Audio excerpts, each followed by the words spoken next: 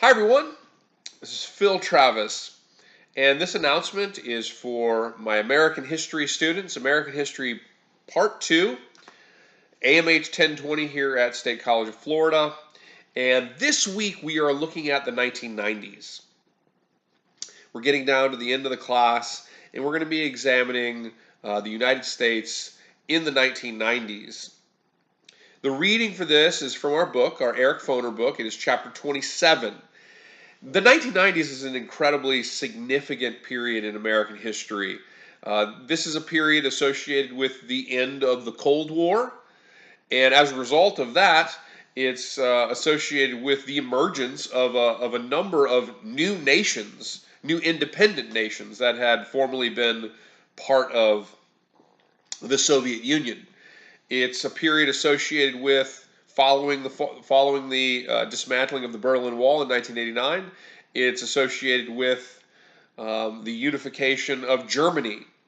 It's associated with the emergence of the Euro and the European Union. It's a time period associated with United States involvement in military conflicts.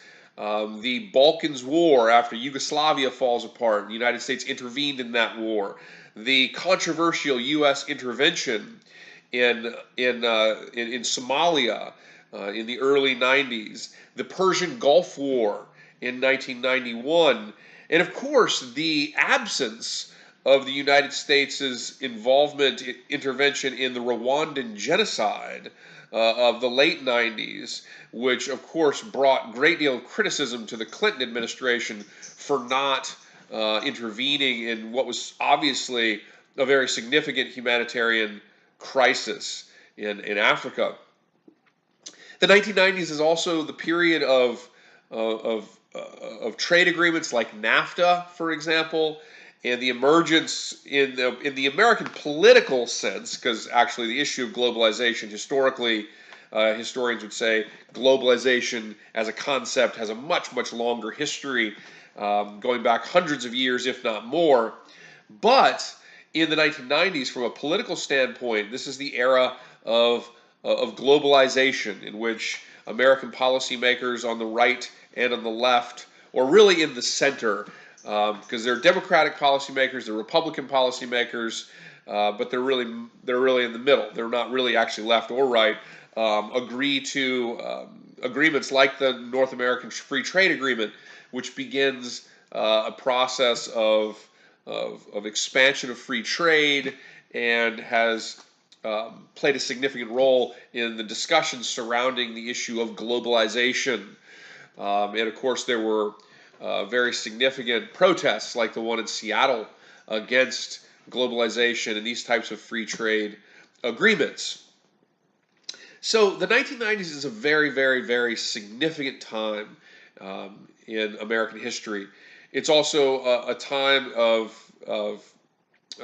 kind of a reaction against some of the important ideas of what you might call New Deal liberalism. So in the 1930s, with the Great Depression and the New Deal, Franklin Delano Roosevelt sort of created a mantra of that U.S. government involvement in society could be positive and could be good for society. And from the New Deal through the 1970s, there were a myriad of regulatory reforms to help society. These range from things like OSHA, the Occupational Safety Hazard Administration, the EPA, Medicare, Medicaid, Social Security, the minimum wage, all of those, the GI Bill of Rights, all of those are aspects, broadly speaking, of New Deal liberalism, and the idea that the United States government could use certain regulatory approaches to create a more secure system for all Americans. And that was, of course, a reaction to the Great Depression. The 1990s, and it began in the 1980s. This really started with the election of Ronald Reagan. But in the 1990s, we really see an even further sort of movement away from the era of New Deal liberalism, and we see the era really more the embodiment of the new conservatism. And this would be regardless of whether or not a president was Democrat or Republican, really, in terms of when you're thinking about economic and social policy.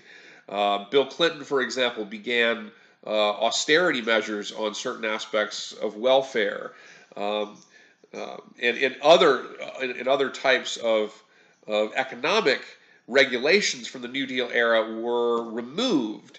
And so we today are living in terms of economic and social policy, we're actually living in the era of the new conservatism. If you take the long view of history, the period from the 1930s through the 1970s was the era of New Deal liberalism. The idea that government could be a positive vehicle for security and reform in American society. Since the 1980s till present, we're really living in the era of the new conservatism, which is really based to a large degree on the idea that government is problematic when it seeks to intervene and regulate aspects of society.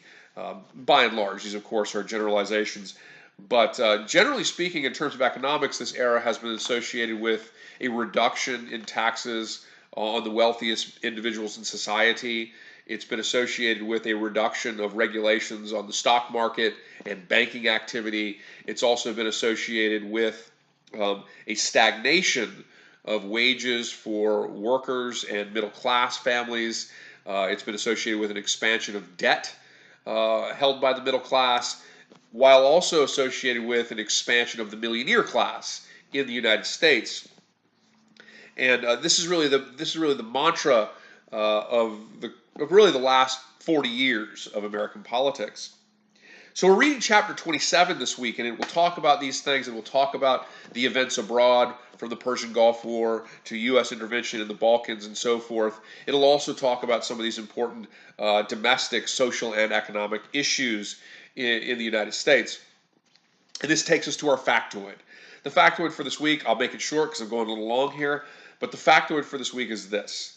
In the 1990s, the United States, and this is kind of connected to the discussion forum this week, the United States kind of, again, moved away from some of the important New Deal reforms when it came to the role of banks in the stock market and the important prohibition of commercial banks being able to play the stock market. That was a part of the Glass-Steagall Act during the New Deal.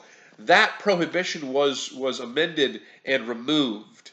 So the prohibition allowing commercial banks to sort of play the stock market, again, generalizing here, that prohibition from the New Deal era was removed in the 1990s. And that was very significant because commercial banks playing the stock market, if you will, was actually one of the key factors that led to the recession of 2008. And so the factoid for this week is the 1990s and the removal of some important regulations on banks and the stock markets being removed, regulations from the New Deal being removed in the 1990s, and the consequences of that helping to contribute to the 2008 recession. So that's it for this week. The factoid for this week, chapter 27, just a discussion forum this week. I'll see you in the discussion forum. Let's have a great week.